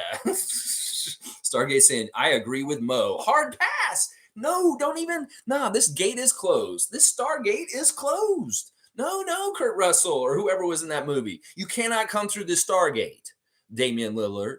The Stargate is closed. The portal is closed. Hard pass. That's right. Dana's saying, I don't want Dame either, Mo. No, I don't. Dana's saying, no, I don't want no damn Dame. Dame damn dollar. Don't eat no Dame damn dollar. We got Canadian dollars up here. And we're gonna have that goofy inbred Prince Charles on there soon. We don't need no Dame dollars. Why not saying build within? That's right. Grow within. Do not look outside yourself to be complete. You are complete already. And that's all you need. Is just build within yourself. Why not? Why not? Yes. Dana's saying, a Canadian Cowboy, they seem to be doing a good job. It's not the $99 guys. It's not the $99 guys. Okay. Well, did they call you unsolicited and say, hey, air duct cleaning? And you're like, you know what? This is how it went. It's like, Dave said, hello? Oh, air duct cleaning. Yeah? Okay. You know what? I do need my ducts cleaned. So come on down. I don't know how it went down. I just know they're calling me all the time.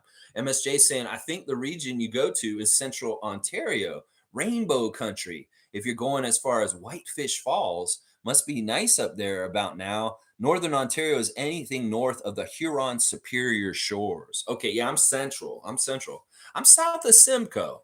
I'll be just south of Simcoe. I'm still within an hour of the city. That's right. Even if when I move out to the cottage next year, I'm still going to be able to get down that DVP and get to those Raptors games. Yeah, yeah. I won't be living in the city anymore, but don't think Lex is going to miss Raptor games still. He will be going to Raptors games still. It's just he's going to be coming from the country. I may be parking the car at Finch. Yeah, and getting on that rocket. Or maybe I'll cruise all the way down the DVP and park across the street just south of the Air Canada Center / Scotiabank Arena. That's right. That's right. Rainbow Country. I am in the green belt. I guess I'm technically in the green belt. So I'm going to be out there fighting Doug Ford on the street. He comes down there with the bulldozers. I'm like, come here, Dougie. I will stop him at the green belt. That's right. Monique is saying Dame isn't coming to Toronto.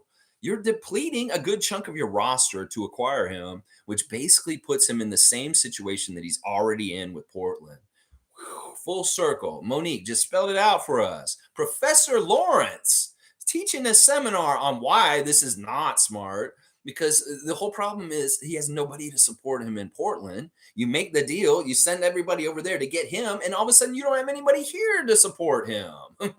That's sound logic right there. Thank you, Professor Lawrence. Mugarbe Lennon is here, a great Canadian success story. We love you, Mugarbe. Hope you're doing good. Good morning, Raptor Freaks. Good to see you, sir. Stargate saying thank you, Mo. Thank you. Portal closed. It's closed, Kurt Russell. That's right. MSJ saying, I think if Yacht goes down, this team is also in huge trouble. I hope we can add another C, to be honest. Who? I don't know. Cody Zeller? Laugh out loud. Is he still out there? I know. I want more center depth too. I really, really do. But I think in some ways, maybe the Raptors are like, we could just get a center if we get in trouble, just out of the blue like this or something. I don't know why centers aren't valued more in this league like they used to be. They really aren't at this point. And it's kind of like, I think they just throw somebody in there out of the blue if they really need somebody. Now, Yaka, God forbid, we don't want anything to happen to him. But Koloko, we'll have to see. That could be an opportunity for Koloko in some ways. You got to think about it that way. We can't forget young Christian. We cannot forget young Christian.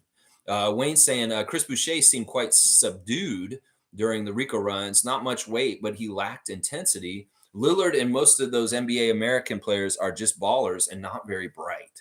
Dumb millionaires. Wow, that's pretty blunt. I mean, I won't disagree with some of it, but don't paint a picture of all of them like that. There's some very intelligent guys too, very, very intelligent guys. But I get it. There is a certain group of them that are kind of like, yeah, they're not too bright. I get it. About Chris at the Rico runs, I get what you're saying. He seemed like he was low energy, but in some ways, you know what it is? Sometimes when you're on a court, you just kind of have a mojo or kind of vibe to your body rhythm. And his rhythm was just a little weird, but he was fine. He was getting up and down the court, looking good. He was fighting for rebounds. He had some really interesting plays on there. So I wouldn't read too much into it. He's definitely having a great summer. We saw him in St. Lucia just having a time of his life, and he's in a good place in a lot of ways.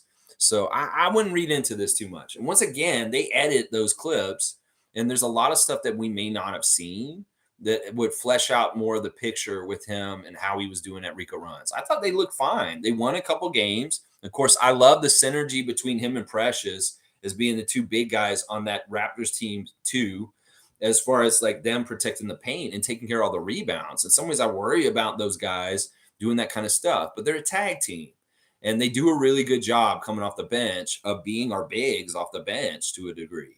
So let's see. Randolph's here. Good to see Randolph Phillips. Blessings, beloved Raptor Freaks, most informative gang. Hope everyone is in good health and high spirits. Go forth and make your mark in a positive way. Let's go Raptors. There you go, Randolph Phillips. Quite inspiring. I'm feeling pretty good. I have some high spirits today. I'm feeling pretty peppy and in a better mood than I was earlier this week. So yeah, I dig all this. And thank you for the blessings. Blessings to the Phillips family and all your friends and family and everybody in the Raptor Freak family and all your friends and family also. Let's go. Let's go, Raptors.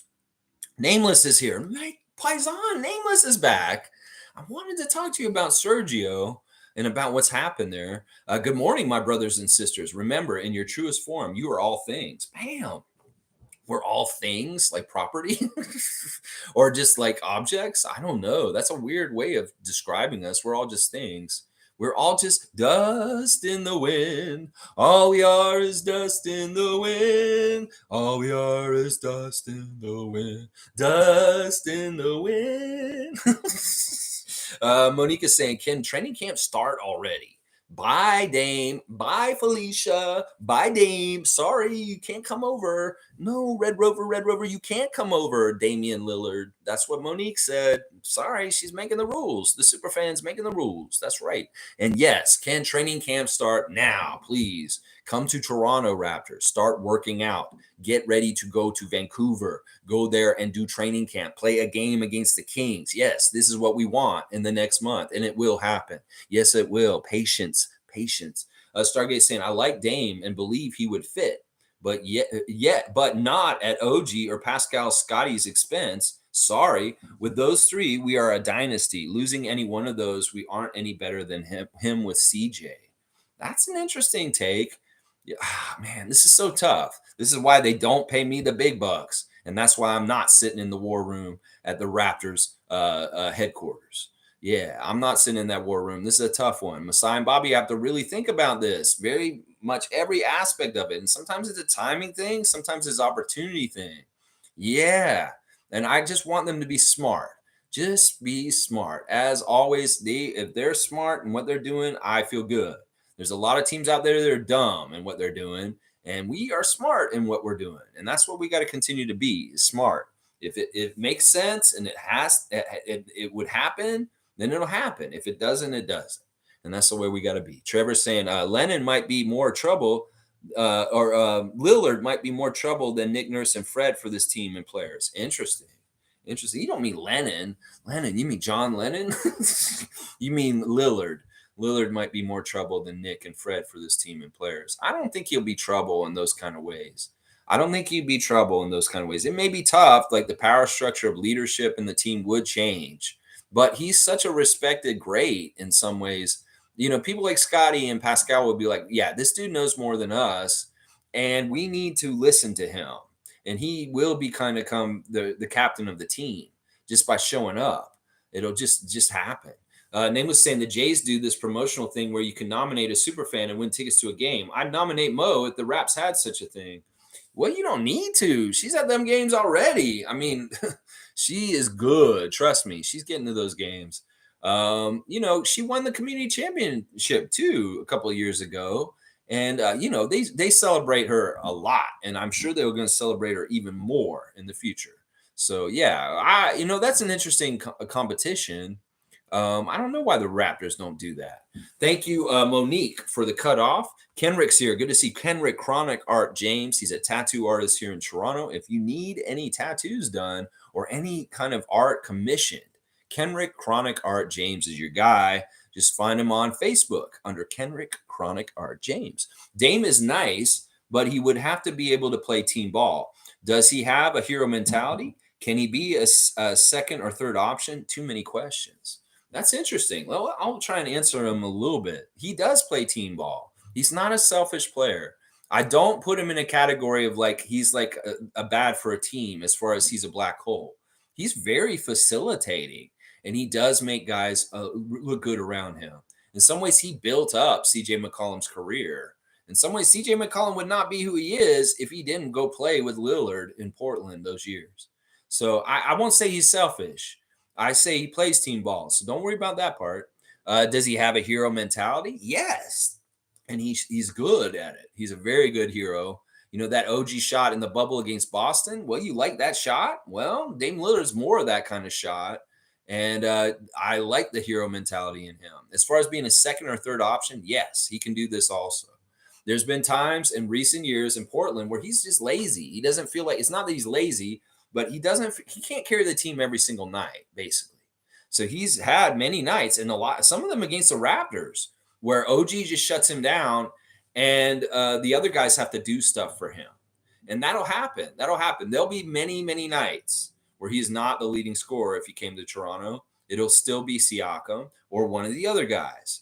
So I'm not worried about him being relegated to a second or third option. The man's human and he needs nights off, and he's going to need other guys to step up and have huge games on those nights. And some nights he may get 60. Yeah, he could get 60 on a certain night, but there may be nights where he gets like 17 and somebody else is getting most of the points. So a quick take saying, what if Dame's new video is shot downtown in Toronto? I don't know. I'm gonna have to watch it tomorrow when I review all my videos for the week, and we'll see. We'll see. His last video was really bad. Like it's like him just standing on a stage with an old microphone, and it was like I don't know. It seemed cheap to me. Seymour saying, I agree with Nameless. I vote for Mo. All right, Seymour wants to send Mo to some games this year for free. Mo, you get tickets at an okay price, right, or something. I don't know. I don't know how she does it or gets in there. But I know the Raptors work with her and they want her to be at the games. So in some ways, she is getting help to get there. I'm pretty sure. She definitely has friends in the organization for sure. Stargate saying, yeah, too much for Dame. Cowboy saying, Lillard is a rapper, not a raptor. You want to dunk, Cowboy, just for being funny he's a rapper, not a raptor. Cowboy's going to get a dunk here. Where's Cowboy? Where's he on my list? Where is the Canadian Cowboy? I know he's on. Oh, he's at the bottom there. All right, yeah, there you go. Cowboy got a dunk for. He's a rapper, not a raptor.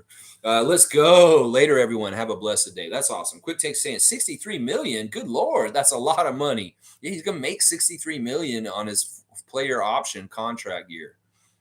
In 4 years from now, if he takes it. Blackhawk saying Darko's influence brought Dennis. If Masai trades Dennis, that could bring a wedge between Masai and Darko. Think of it this way. Fred leaves and Darko calls it in a marker. You can't misuse Darko's help. That's true, too. It would look bad if we turned around and trade Dennis right now. In some ways, Dennis's value is higher than ever in the NBA right now. In some ways, it is kind of good idea for Bobby and Masai to look into what Dennis's value is around the league because there is kind of a want for him because of his performance for Germany. So in some ways, I get what you're saying. You want to be in good faith with Darko, but they may give him a pass as far as like Darko may be like, I understand why you guys are doing this. I would have liked Dennis, but I understand why you're doing this, and we're cool. As long as the communication's open and they're talking about it, anything can happen. And let's not get worried about like this aspect as long as Masai and Bobby are communicating with Darko and letting him know why and in this way. You know, Monique saying Raptors nominated me, Nameless. That's right. She's a community champion. That's right. Blackhawk saying he wants Benedict Mathurin on the Raptors. Forget about Buddy Hield. We want the other Pacer. We want Mathurin. Yeah. High five. High top. Nameless. Tell me about Sergio Scarliola and the virtuous Bologna controversy. You made us feel like second-class citizens, Sergio, when you interviewed with the Toronto Raptors and Real Madrid, and then you lost in the finals to Milan in the Italian championship when you should have been helping us. So you're fired. And then we hired the Latvian coach to replace you just an hour later. Oh my gosh. How do you feel about this, Nameless? The paisan Sergio is in the middle of a fracas with virtuous Bologna.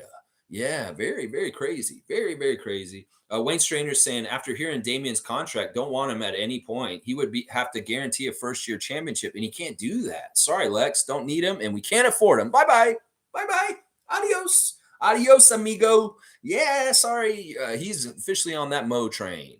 Was saying nope, nope. Stargate's closed. Monique is saying nope. Wayne Strainer saying nope. Stargate saying Buddy will go to Miami or Milwaukee. I don't want to predict that for either one of those teams. We don't want that. We want Buddy to stay on a second class team that's not very good because when he goes to a good team, he's a threat. He's a threat to us. So him in Sacramento, him being in Indiana now, yeah, we don't want him going to Milwaukee or Miami. Just trust me. For the Raptors' sake, we do not want that. We do not. Stargate saying, could the NBA be leading up to a blockbuster Harden for Lillard trade? I thought that made the most sense. I think that every summer the NBA should just have a rule. The malcontents get traded for each other. If there's two guys in the summer that are assholes and being problems for their teams, they should just automatically get traded for each other. So James Harden would go to Portland and Dame Lillard would come to the Sixers.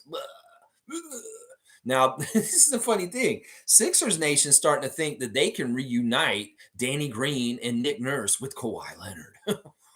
They literally think, and there's a rumor out there saying that they might trade James Harden for Kawhi Leonard to the Clippers.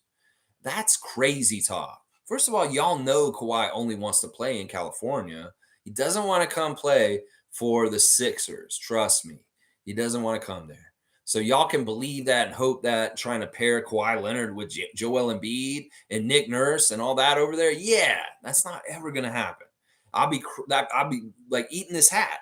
I'll eat this hat if James Harden gets traded to the Clippers for Kawhi Leonard. That won't happen, y'all. So don't get your hopes up that you're getting 4-bounce to come play for y'all after he gave you such trauma 5 years ago. Oh, 4-bounce gave you such trauma. Your children were crying and hitting the walls.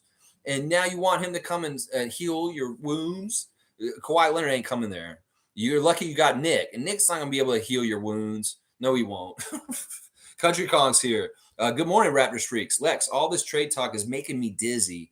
I wish the season would start already. Yesterday, you made a good point. These are truly the dog days. Our guys are ready to go. There you go. The dog days, or hopefully they're working like dogs, and we're in the dog days of we want basketball back right now.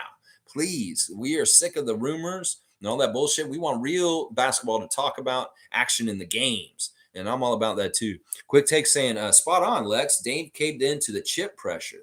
Yeah, he didn't have this like 5 years ago. He was like, I don't need to win a championship to validate myself. Did Charles Barkley need that? Well, he has gotten a lot of grief since then. Did Allen Iverson need that? Yeah, kind of. There's different people that wish they had won a championship, but have been very, very good players. Not everyone wins a championship in their career. That's why it's so special, the Raptors championship in some ways. The fact that Fred and Pascal and those guys can say they're NBA champions, well, that's something Karl Malone can't even say. So it's a big deal. And in some ways, Dame Lillard was better off being the other way, but he listened to that noise. And now he's on the hook with it. Nameless is saying, if you think a player is going to restructure his contract and relinquish millions of dollars, Dame is way too selfish for that. You're probably right, Nameless. You're probably right. Look at all the jealousy he directed towards Dennis and his championship. Yeah, I guess that's a way of looking at what he just said. And Nameless is saying, is that a man to restructure his deal? And Monique's giving us the second cutoff to make sure. We still got about a half an hour, but I will be getting done before we get to 11:30. So, yeah, interesting. MSJ saying, use that 2-pint mug last night. Really good out of the freezer. And the Mug Brothers, you guys got to, when we have another meet and greet, we go down to Real Sports or somewhere down there. Yeah, I'm going to see the Mug Brothers reunite because I want to see that. Saborans, get down there. Sue, Evelyn, everybody, let's come on down and let's do some meet and greets this year. Some fun games. We'll go to the games together. I'm talking about October 15th against Cairns Taipans of the NBL of the Australian League. The Raptors have their first home preseason game on that Sunday. And I'm going to be at that game. If people want to go to that game with me, well, let's go. Trevor's saying the Toronto Raptors don't need to bail out any team like the government. That's right. We don't need to bail y'all out because y'all have expenditures, or you're in deficits of character, of bad character. That's right. We don't need to bail you out on that. Fiercely saying, good point at Blackhawk. Darko's influence on having Dennis join us. It is an excellent point by Neil. That, in some ways we don't want to make Darko feel like he's not important by shipping out his guy that he handpicked to be the next point guard for us. Yeah, yeah, that's a great point. Really, really good point. Kareem saying, y'all see Chris Boucher's plant-based silk commercial? He got a pretty good milk stash going. I know, I've seen these commercials. And I was wondering if he was going to do the milk stash. Yeah, he's the silk spokesperson, Chris Boucher, getting those bags. He's got the Subway bag. He's got the Slim Jim bag. He's got the silk milk substitute product thing too. Yeah, silk's not a bad thing. I like the almond milk. Not as big on the soy. But yeah, the almond milk's good. I'm all about it. Mo's saying, bye, Ryan Hawkins. Hello, Maker in the 905. Yeah, the 905 did a deal yesterday, guys. A little minor deal. Ryan Hawkins, sharpshooter, three-point shooters, traded for Maker. Maker is a big man, and he was pretty good in the G League last year. I watched him in a couple games. He is a solid defensive player with good rebounding and some shot blocking. So in some ways, maybe this is a big man coming up in the system. Y'all were talking about earlier, if Jakob gets hurt, what do we got? Well, Maker may be on the horizon coming to our team. Thon Maker's brother. Yeah, that's Maker. Thon Maker, you remember Thon. Thon was very skinny, weird guy. Like he looked like if a kid was making a weird creative player in a 2K game, and they made like the ultimate tall guy that was really quick. That was Thon Maker. Well, this is his brother, Maker. And we have got his rights, and he's going to be on the 905 this year. A little bit more size on the 905 right there. Yeah. Randolph Phillips saying, Lex, there's this YouTuber that I stopped listening to because he's always putting down our front office and the decisions they make. Gets under my skin. Wish he would stop talking Raptors. That's what I'm saying. Why are you wasting time? If you know what, listen, this is what I tell everybody. This is a really good words of wisdom right here is, what you talk about is what your life is. If you want to talk about all the misery, sadness, bad things in your life, well, that's what you got. That's your life. So you want to talk about the good things, positive things you really cherish and love and are happy about. That's what your life will be. So it's your choice. If you want to talk about the bad stuff, well, your life will be bad. If you want to talk about the good stuff, your life will be good. And that's why I was like content makers. If you're going to make content, let's make good content. Let's make positive content. You want to make negative content about the Raptors? Are you a Raptors fan? Well, why? What's the point? It's not like you're going to do anything to Masai or Bobby by making this content and criticizing them. In fact, you just kind of are an asshole that's just talking out your ass. So just let them do their job. If they mess up specifically on a deal or something like that, sure, I'll talk about it. They're not above reproach. I will definitely criticize them. But in some ways, y'all are criticizing them about stuff that is stupid, whether it's missed opportunities like Kevin Durant or whatever. That was never a missed opportunity. It never lined up exactly right. Y'all can believe in your head, oh, we could have gotten Kevin Durant last year, but we didn't. But y'all are wrong. And in some ways, it serves no one to have revisionist history in that kind of way. Now, if they make a really poor trade, like the Vince Carter trade and Rob Babcock back in the day, yeah, I'll come down on them. But they haven't been doing that. They've been making very solid moves, smart moves, flexible moves at the times when they've had to. The Fred thing is not a failure. Casuals that don't really understand the NBA don't understand what happened with Fred. They think that was a failure because we didn't get anything for him. What are you talking about? We got a huge chunk of our salary freed up. We got a huge chunk of our minutes freed up. We got all kinds of opportunities for young guys freed up because Fred went to Houston, got paid. So, yeah, anybody who's saying something like Fred walked is a failure or firing Nick is a failure, they're casuals and they don't understand this team. And Randolph, it's everyone's choice. I feel blessed and lucky that so many of y'all choose to hang out with me on a daily basis or from time to time. That means a lot to me because there are a lot of people out there you could listen to. And the fact that y'all find value in what I'm saying, it means a lot, seriously, because I'm not trying to do this. It's like, what? Who cares? Who cares? Listen, I want to support our team in a positive way to build, not to destroy. And that is part of the problem. Some of these content makers are all about destroying, like he who shall not be named, the idiot. Yeah, you're destruction. I'm creation. I'm creating something here. We're trying to build a family here, a Raptor Freak family, that's supportive for each other in real life and on this virtual live stream every day. So, I'm creating. What are you doing, Raptors content makers? Are you creating or are you destroying with your content? That's what you got to ask yourself. Seriously. Chriscom saying, Chriscom, great Chriscom. I love your predictions. If I'm Pascal, I'm telling management I've got that Kawhi role. He's not Kawhi, but after that experience and his talent, he needs to have superstar expectations along with support from Scotty and OG.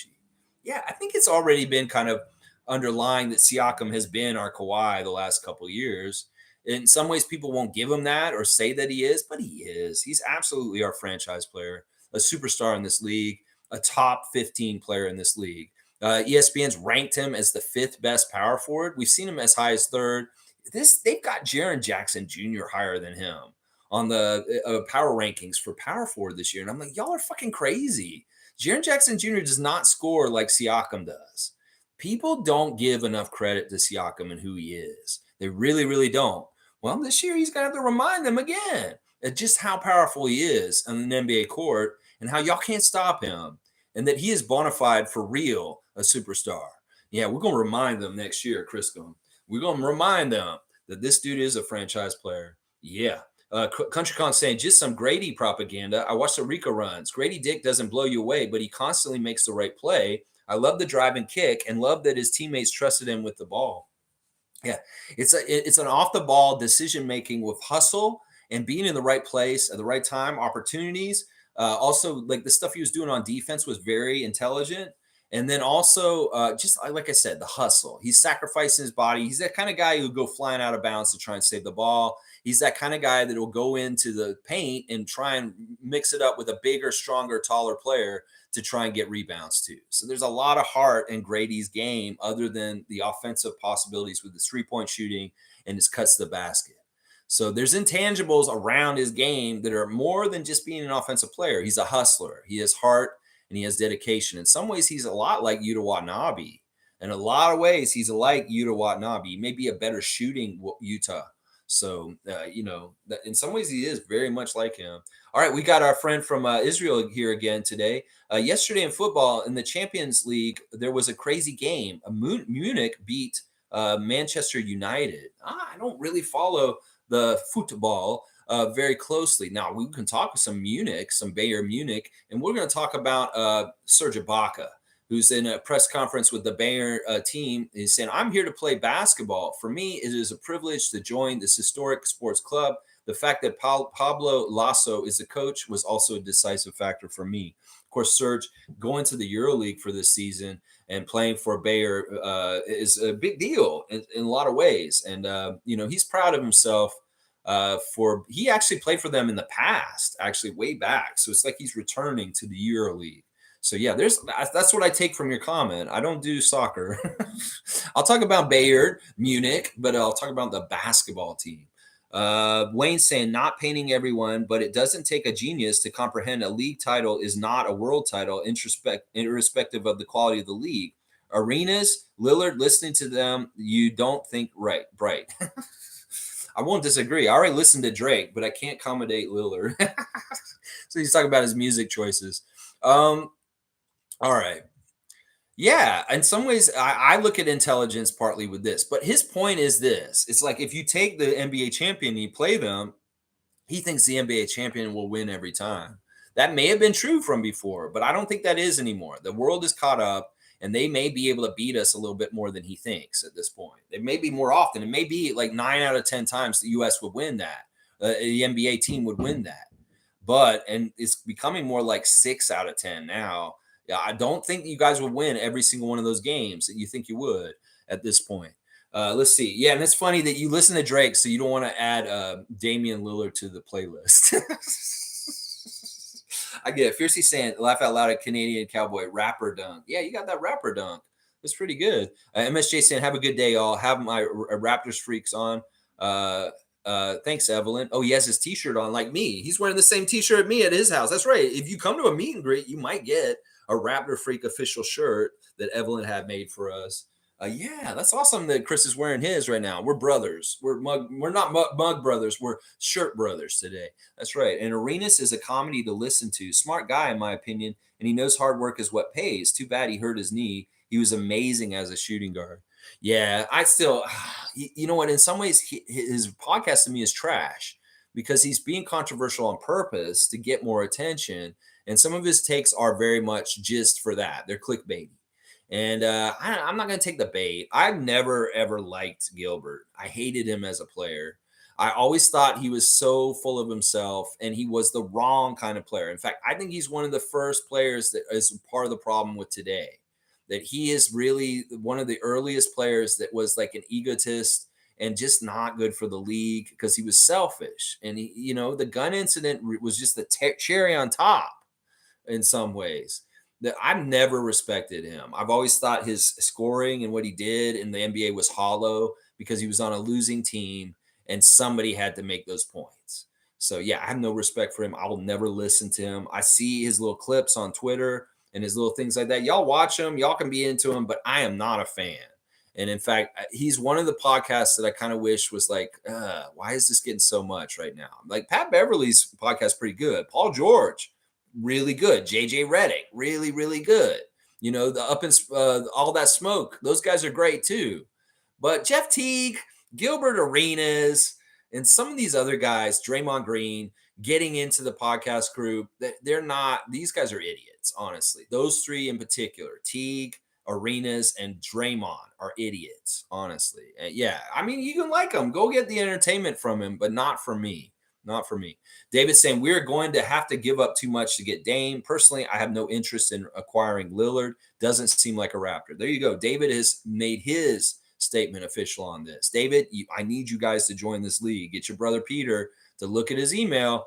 And you didn't have a team last year. So make sure you guys got to share a team, either that or take my link, David, and get your own team in there and get Peter in there also. I don't know.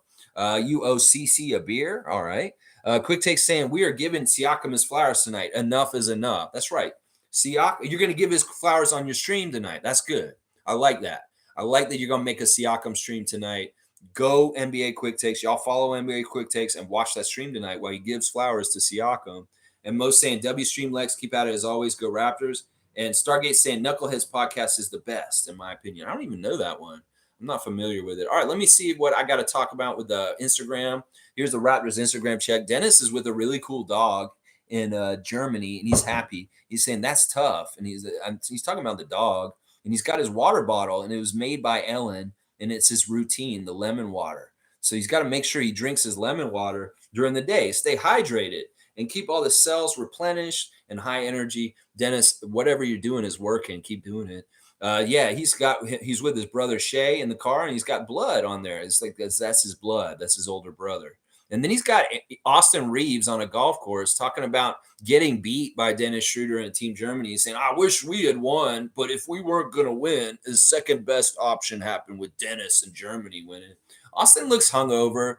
He looks like a loser. And in some ways, I'm like, what the hell is this guy? Like, seriously, he's so overhyped.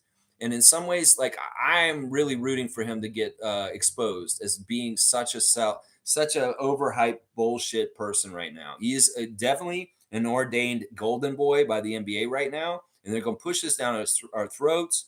But honestly, he's not as good as everybody thinks he is, and he's going to be found out.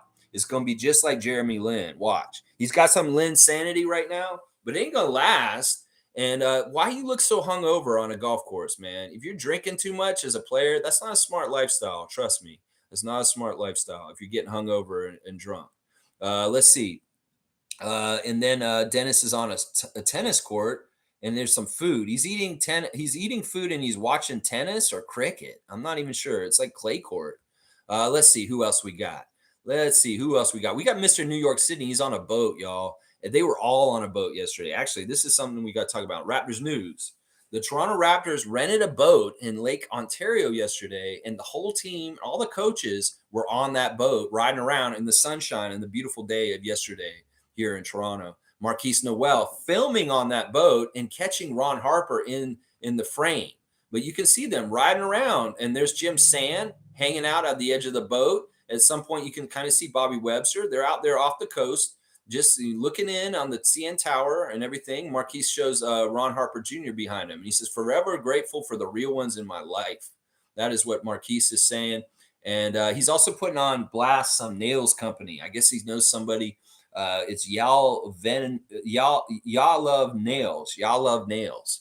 So he's like, if you need your nails done, get Y'all Love Nails. So Marquise and them on a boat, y'all. Like I said, Ron Harper Jr. putting on blast his brother Dylan on Happy Brothers Day. I didn't know it was Brothers Day yesterday. I guess I missed that. Zach Eddy, September 20th, 2023, saying, "Don't miss an opportunity to be and feel grateful for what you have around you before it's gone. It's very easy to take things for granted. Pause for a moment and reflect. See everything that's beautiful in your life." There you go. He's sounding like Trevor J and Randolph Phillips and different people with the words of wisdom. Zach Eddy, young Zach, with the words of wisdom on his stories on Instagram right now. I love to see that. That is such a big deal and awesome. Once again, Raptors 905 has open tryouts to make the team. You do have to pay some money to be involved in these tryouts, but that is your door to get open to the G League and playing for the Raptors 905. And who knows, maybe you mess around and you'll be on the Raptors, just like Mark Wahlberg made the Eagles in that one movie they made. Who knows? Precious putting on blast Okan Emmanuel Ekpo. I guess he's a young player coming up in Nigeria. So he's very much putting him on blast. And let's see if there's anybody else. I think that's all. Kind of a quiet day on there. Scotty was on that boat also yesterday. I can confirm for sure. Scotty Barnes was on that boat with everybody else off the coast of Toronto in Lake Ontario, taking a little day cruise yesterday. So I think there was a team function, probably put together by Coach Darko and his staff. And everybody who was in town around the team and staff was on that boat hanging out and doing it's good for bonding and having time together. And it was such a nice day yesterday. Of course, the Raptors should be on a boat cruise in Lake Ontario in Toronto. That's right. Yeah, there you go. Quick taste saying, when we drafting, Lex, I don't know. I think we might draft before the preseason. So it may be. I'm waiting to fill the league up. When we get all 20 teams, then I'll set a date for when we're going to draft. The last year, we did it on a Sunday at 9:30 in the morning when we did my stream. So it's likely it will be on a Sunday morning, a Sunday special report. Our Rapid Freak NBA fantasy draft will be on a 9:30 in the morning on a Sunday is what's likely. Now, I know people are like, what, 9:30? Well, last year we did in the afternoon, and less people showed up partly because it was a weird time they weren't used to from my stream. So I think we'll do it in the morning still, 9:30 in the morning, because when we did an afternoon stream or a later stream, in some ways it didn't fit because we're so used to this time during the day. So yeah, I'm guessing a Sunday, maybe before preseason or maybe in the middle of preseason. Stargate saying Quentin Richardson and Darius Miles are the Knuckleheads podcast. Oh, okay, yeah. Quentin Richardson and Darius Miles, former Clippers. Very okay. They seem like they'd be all right. I don't know. I have to watch it. All right, guys. Thanks for watching today. Please like, comment, subscribe, and share, and join if you feel like it. Join the channel. Membership has its privileges. We've got a Facebook group where there's dropping news all the time, plus all kinds of weird, fun stuff going on there. If you're a member, you get more access to Commissioner Trevor J's fun games that he's devising all the time. So yeah, please join if you can. Subscribing, commenting, it all helps also. And also, please, my friend NBA Quick Takes, give him a subscribe also and check out his channel also. All right, y'all. I'll be back tomorrow for a Friday freak out. Not totally sure what I'll be freaking out about tomorrow. Hopefully something good and not something bad. We'll have to see. All right, y'all. Let's go Raptors. Yeah, no Damian Lillard. That's right. Nope. X rejected. Do not trade for Lillard. No.